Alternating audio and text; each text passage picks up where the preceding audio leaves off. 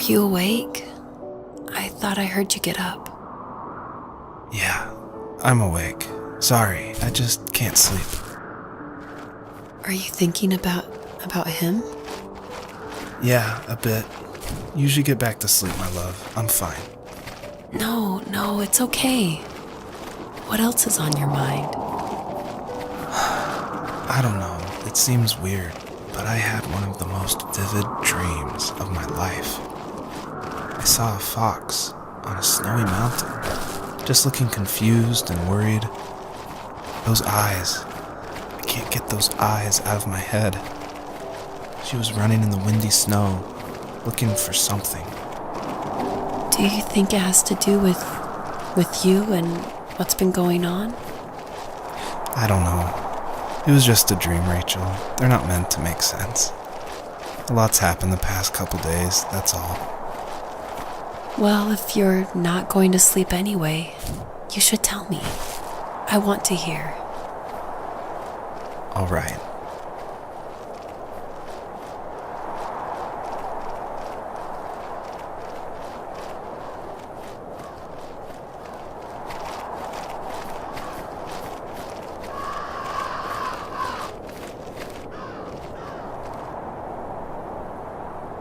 So, not far from her home, she followed that path to something unexpected.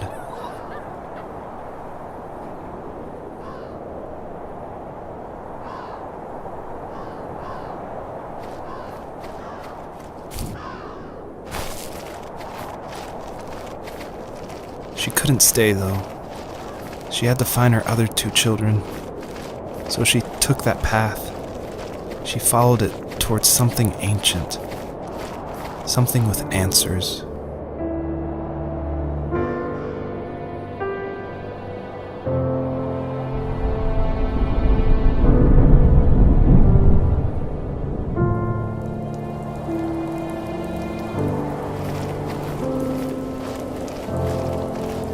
The fox looked high and low, searching for any sign of her cubs. Points of light showed the way to this ancient tree. It was as if each one had a story to tell, all their own.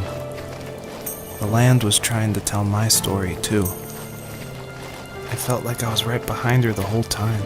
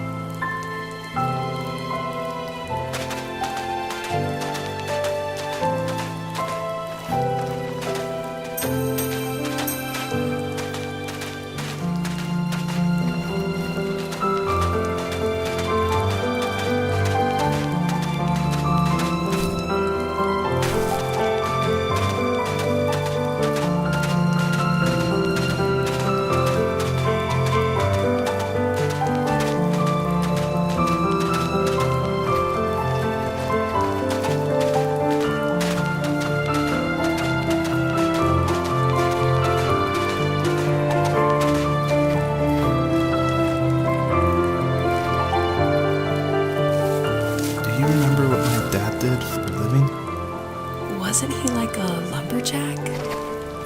That's one way of putting it. If wood was a canvas, then a carving knife was his paintbrush. Even after working a 50-hour week, even after his hands were more splinters than skin, he would bring home the nicest piece of Alaskan weeping cedar and make me toys. That wooden train was the first toy I can remember, and I loved it. I just knew from a young age I was going to be a lumberjack, like my father.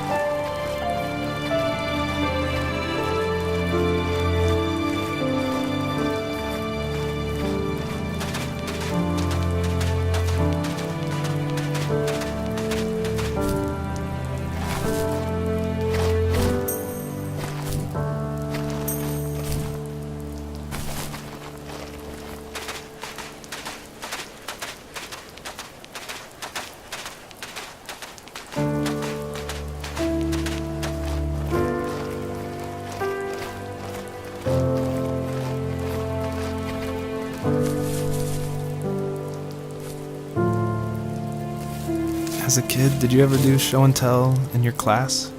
Yeah, I think I only did it once, when I was in the 4th grade. You know how my life was around then. I wanted to show my class what helped pass the time and distracted me, so I brought a dozen paper cranes I had made. I think I told everyone how badly I wanted to be a bird and fly, embarrassingly enough. Don't be embarrassed. Every kid wants to fly. For me, it was another toy from my dad, a wooden boat. I remember guarding it so carefully in my hands as I walked into class. When I sat down, a group of boys immediately made fun of it. They asked which trash can I found it in, or why an ugly log was my favorite toy.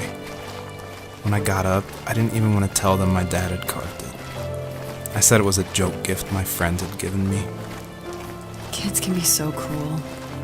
Some of them are. I shouldn't have let them get to me, but it did. It's amazing we bounced back at all.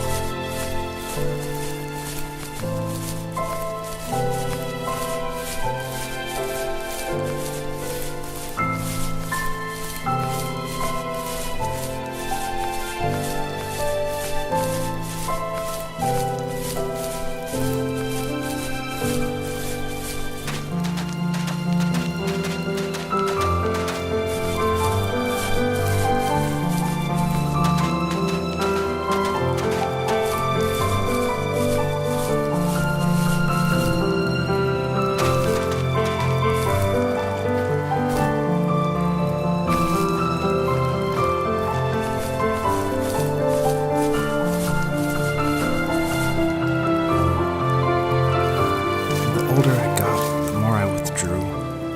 I asked myself, why talk to anybody anyway?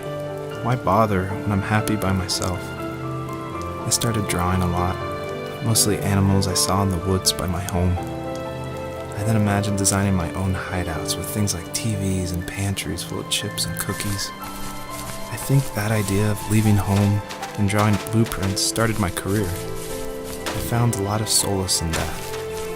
I'm not surprised, but I did the same thing, you know? There's something special about having a place to call your own. And now look at us. Well, if you count renting in an overpriced city. It's as close as we can get for now.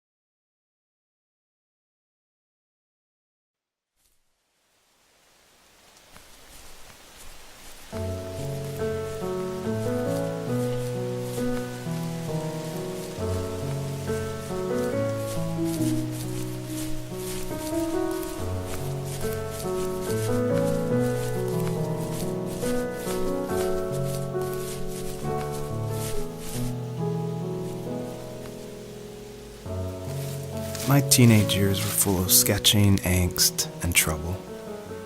I wasn't popular or unpopular. Maybe just forgettable. I guess that gave me a sense of freedom, so I hung out with crazy kids, doing crazy things, even though I mostly just watched the chaos ensue. We did it all. Put fireworks in mailboxes, hide roadkill in people's garages, break windows of the barber shop in Anchorage. My dad was furious, but he was so busy working he couldn't do much to stop me from going out. I think being an adult means there's no one to stop you making hard decisions. He had to make a living, and he couldn't be in two places at once. Yeah, I realize that now. But at the time, I was sure he was more interested in growing his business than what was going on with me.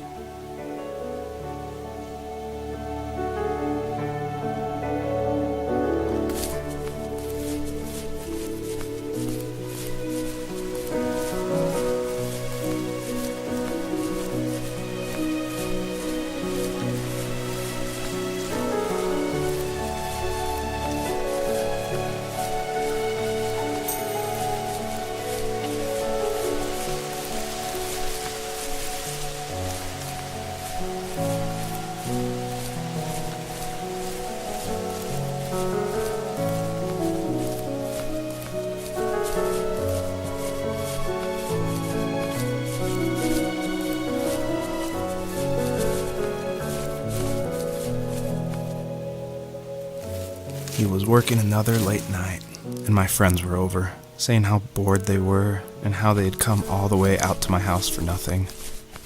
One of them mentioned how that old, ugly beyond belief truck was still in the garage, and how we should take it for a spin. I was only 15, so I kind of fought it for a while. The next thing I knew, we were careening around the mountain path, rocks spitting onto the sides of the cliff, while my dad's cringeworthy bluegrass blared out the speakers. I drove while my friends were in the back of that yellow and purple truck, throwing beer bottles and trash at anything remotely interesting. Felt like I was soaring in the air with borrowed wings.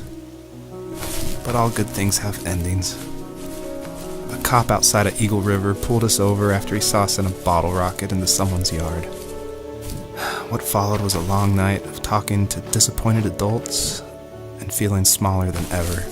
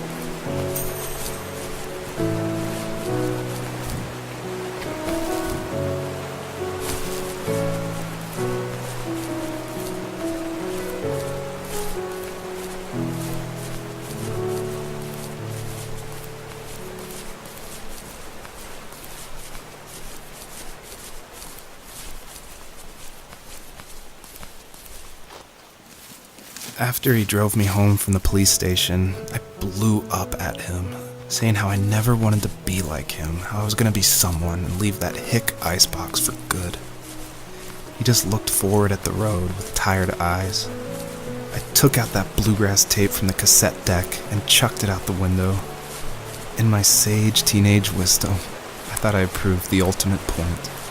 But my dad had a different idea.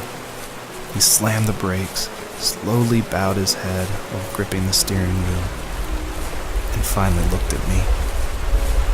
All he said, like it was a polite request, was, "Make this right." I sat there in silence, fuming, but I eventually got out and combed every square inch of the woods, muttering profanity after profanity. I found it 30 minutes later, near a small waterfall off the road. I went back to the truck, put the wet tape back in, and sure enough it worked. We didn't speak another word to each other the rest of the night. Wow, I knew you were a crazy teenager, but... It's hard to believe, isn't it? It surprises me too. It's like I didn't really know who that kid was back then. I bet my dad thought the same thing over and over. It's almost like he was saying, "Make this right," to himself, more than to me.